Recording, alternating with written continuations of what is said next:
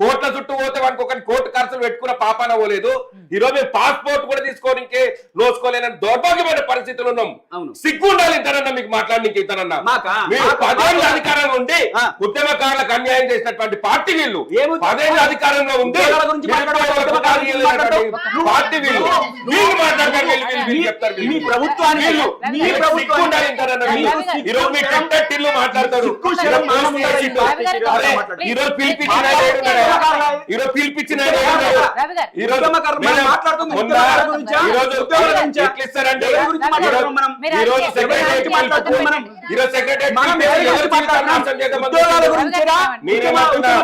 నిరుద్యోగుల పక్షాన మాట్లాడతా.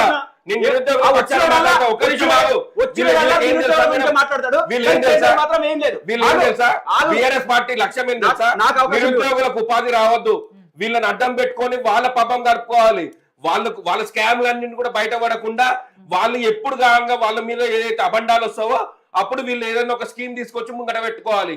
ఇది వీళ్ళు చేస్తున్నటువంటి ఎజెండా. నేను ఏమంటున్నా అంటే మేడం ఒక నిమిషం నేను చెప్పేది ఒక నిమిషం. ఈ రోజు నిరుద్యోగులని ఎందుకు పని చేయాలనుకున్నారు? ఈరోజు చట్ట వ్యతిరేకమైనటువంటి పని సెక్రటరియట్ దగ్గర ప్రోటోకాల్ ఉల్లంఘన ఉంటది, చట్ట వ్యతిరేకం ఉంటది. ఆ విషయం మీకు తెలియదా? ఆ విషయం హరీష్ రావు గారు మీకు తెలియదా? మీరు ఆ రోజు మీరు ఏదైతే పోస్టర్ రిలీజ్ చేసే టైంలో మీకు తెలియదా? ఈ రోజు అమాయకమైనటువంటి నిరుద్యోగుల జీవితాలు నాశనం చేద్దామని కుట్ర చేసిండ్రు. ఆ కుట్రనే వీళ్ళు ఎప్పుడు కూడా వాళ్ళకి న్యాయం చేయాలని ఉండదు. వీళ్ళు ఎంతసేపు ఉంటా ఎవరిని బలి తీసుకోవాలి, ఎవరి చేతుల బలి చేయాలి అనే ప్రయత్నం చేస్తారు. అదే ఇది వీళ్ళు చేసేటువంటి కుట్ర. మాట్లాడండి కొంచెం ఆగమ్మా, అస్మా కొంచెం ఆగండి.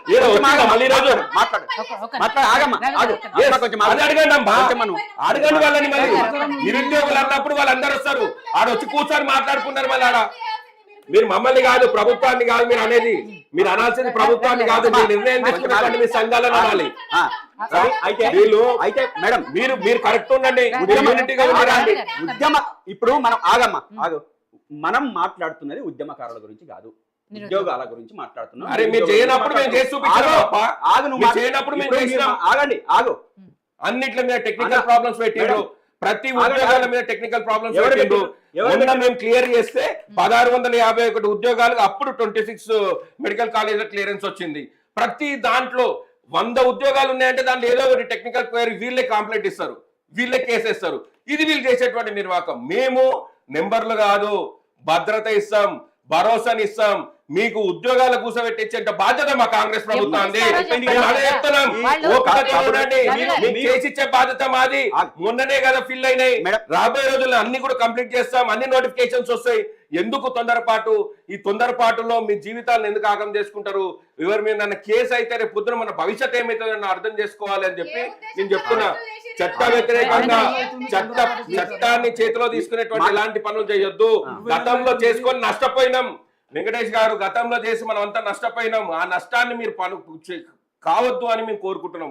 మేము కూడా నిరుద్యోగులమే, మేము కూడా ఆ నష్టాన్ని కావద్దు అని మేము ఈరోజు చెప్తున్నాం. ఈరోజు మేము శాశ్వతంగా రాజకీయ పార్టీలకు పోవాల్సిన పరిస్థితి ఎందుకు తెచ్చిండ్రు అని అంటే, గతంలో నిరుద్యోగులు ఇదే తెలంగాణ కోసం కొట్లాడి అదే తెలంగాణ కోసం కేసీఆర్ని గద్దెనెక్కియడానికి పనిచేసినందుకే ఈరోజు శాశ్వతంగా నిరుద్యోగులుగా మేము గురయ్యాల్సిన పరిస్థితి వచ్చింది. కాబట్టి అర్థం చేసుకోండి, ఈరోజు శాంతియుత పద్ధతిలో మీరు మొన్న పోయినరు, మీరు ఇందిరా పార్క్ అక్కడ ధర్నా చేసుకున్నారు, రేపు సూర్యాపేటలో ధర్నా కార్యక్రమం పెట్టుకున్నారు, చేసుకోండి, తప్పు కాదు. మేము తప్పు అంటలేము. అరే అవసరం లేదమ్మా, అస్మా గారు అవసరం లేదు, వెంకటేష్ గారు అవసరం లేదు. మీరు న్యాయబద్ధంగా మీరందరూ కూడా ఒక యూనిటీగా ఉండండి. ఈరోజు మీరు చెప్తున్నారు వాళ్ళు ఇచ్చిన వాళ్ళు మాకు సంబంధం లేదు అంటున్నారు. ఇప్పుడు ఏమనుకుంటాం, మీరు అందరు ఒకటే ఉన్నారేమో అనుకుంటున్నాము. కానీ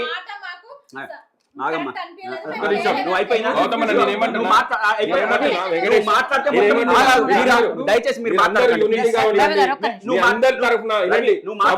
సహకరిస్తుంది, మీరు అందరు యూనిటీగా సహకరిస్తుంది.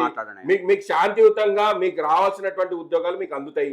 మీరు ఎక్కడ కూడా చట్టాన్ని వ్యతిరేకించకుండా పనిచేయండి, చట్టాన్ని చేతులకు తీసుకోకండి. నేనేమంటున్నాము, ఈరోజు కాంగ్రెస్ పార్టీ నిరుద్యోగుల పట్ల చిత్తశుద్ధితో పనిచేస్తుంది. ఆ విషయంలో నేను చాలా క్లారిటీగా చెప్తున్నా. ఈరోజు ఈ రోజు అదే పని మీద మీకు అందరికి కూడా ఇప్పుడు న్యాయం చేయబోతది. అనవసరంగా మీరు ఎవరో మాటలు విని తొందరపాటు నిర్ణయాలు తీసుకొని జీవితాలు ప్రాబ్లం చేసుకోకండి అని చెప్పి మేడం నేను ఇందాక మునూరు రవి మాట్లాడేటప్పుడు ఆశాంతం నేను విన్నా, నేనేం డిస్టర్బ్ చేయలేదు.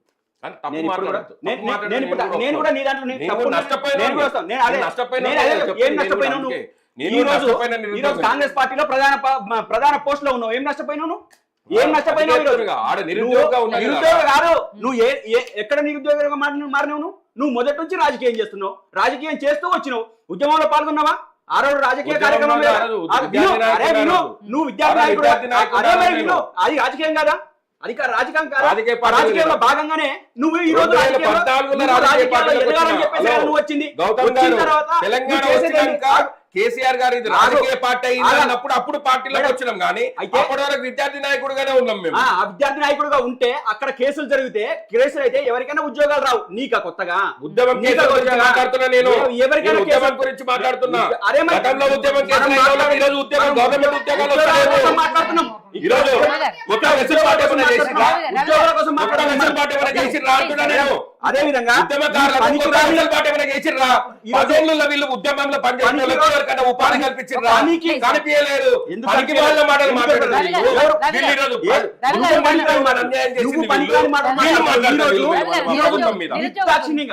ఘోరంగా నిరుద్యోగులకు వాళ్ళకు ఉరికంబాన్ని ఎక్కించే పని చేస్తున్నారు మీరు.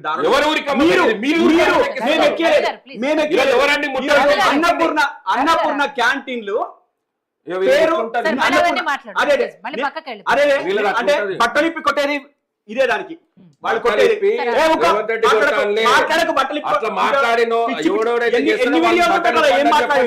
ఏం మాట్లాడిండో ఎన్ని వీడియోలు చూపెట్టాలా? మీ వాడు మాట్లాడారు ముఖ్యమంత్రి పనికి రానోడు ఈరోజు ఇక్కడ ఉన్నాడు. ఆ గర్వం కూడా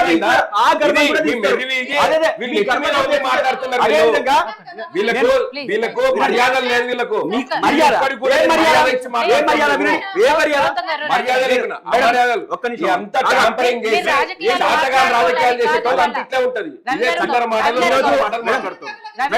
ఈ రోజు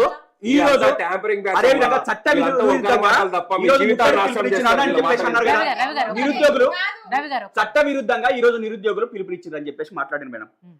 ఈ రోజు ఉన్న బల్మూరు వెంకటు ఆనాడు అసెంబ్లీ ముట్టడికి పిలుపునిచ్చి అసెంబ్లీ గేట్ దుంకి వచ్చిండు. అది వ్యతిరేకమా కాదు? మరి ఆ రోజు ఎందుకు చేసిండు మీరు? మాత్రమే పోయినరు, ఎన్ఎస్ఏ కార్యకర్తలు మాత్రమే జైలు పోయిరు. ఆ రోజు నిరుద్యోగులు ఎవరు జైలు నిరుద్యోగులు వచ్చినా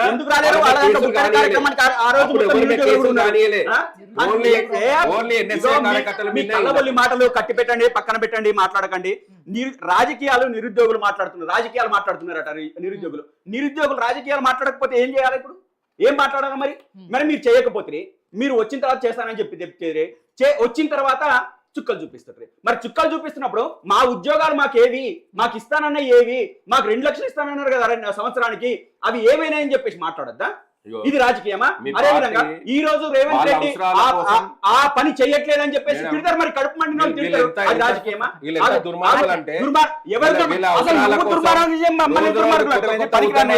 పనికిరాని ప్రభుత్వం ఈ రోజు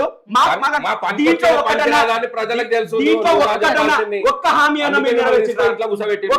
అన్న నెరవేర్చిన మీరు నిరుద్యోగులకు ఇచ్చారు కదా.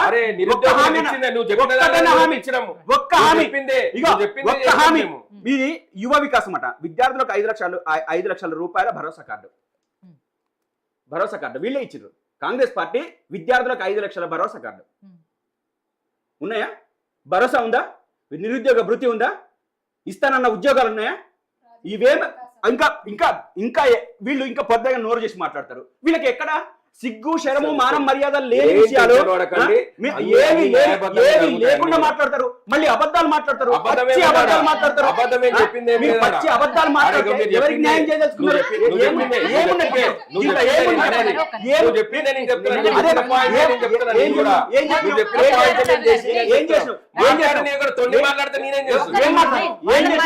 ఒక్కటన్నా చేసినావా? ఎవరైతే అంటుండ్రో వాళ్ళు గతం లోపల కాంగ్రెస్ పార్టీకి అనుకూలంగా పనిచేస్తున్నారు మేడం. కాంగ్రెస్ పార్టీకి బస్సు యాత్రలు చేసి కాంగ్రెస్ పార్టీకి చాలా కష్టపడిన వాళ్ళు మేము అంతా. వీళ్ళు పేడ్ బ్యాచ్ అట్టురా, వీళ్ళందరూ గతం లోపల కాంగ్రెస్ పార్టీకి సపోర్ట్ గా చేసి పనిచేసిన వాళ్ళు, అధికారం కోసం చాలా కృషి చేసిన వాళ్ళు. వీళ్ళందరినీ కూడా గతం లోపల టీఆర్ఎస్ పార్టీ అదే విధంగా